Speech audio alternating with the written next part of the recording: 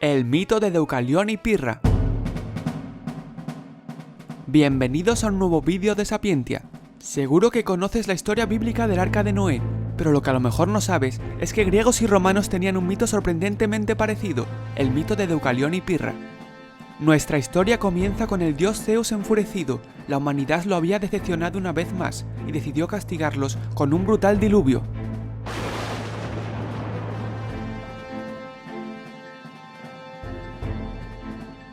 Solo dos seres consiguieron salvarse, Deucalión, hijo de Prometeo, y su esposa Pirra, hija de Epimeteo.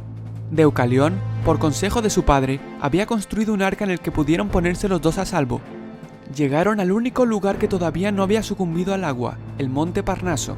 Ascendieron el monte y rindieron tributo a las divinidades y a la profetisa Temis, encargada de los oráculos. No había hombre más excelente ni más justo que Deucalión, ni mujer más temerosa de los dioses que Pirra.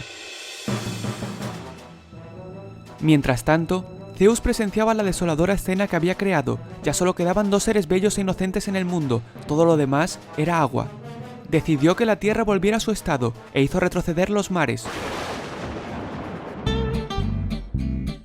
Primero fueron apareciendo los montes más elevados, luego las pequeñas montañas, surgieron finalmente los bosques y las selvas, y todo volvió a ser como antes, salvo por la falta de humanos. El mundo estaba restaurado, pero al verlo Deucalión vacío de ser viviente, le sobrevino una gran pena y decidió ir a ver junto a su mujer a la divina Temis.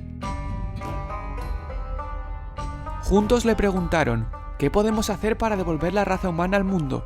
A lo que respondió ella, alejaos del templo, cubríos la cabeza y arrojad a vuestra espalda los huesos de la Gran Madre.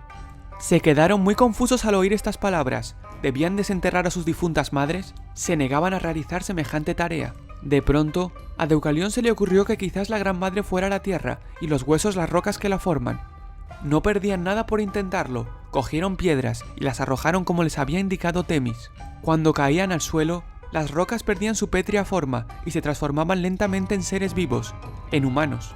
Todo lo húmedo o terroso se transformaba en carne formando el cuerpo, lo sólido se transformaba en hueso y lo que era vena permaneció con el mismo nombre.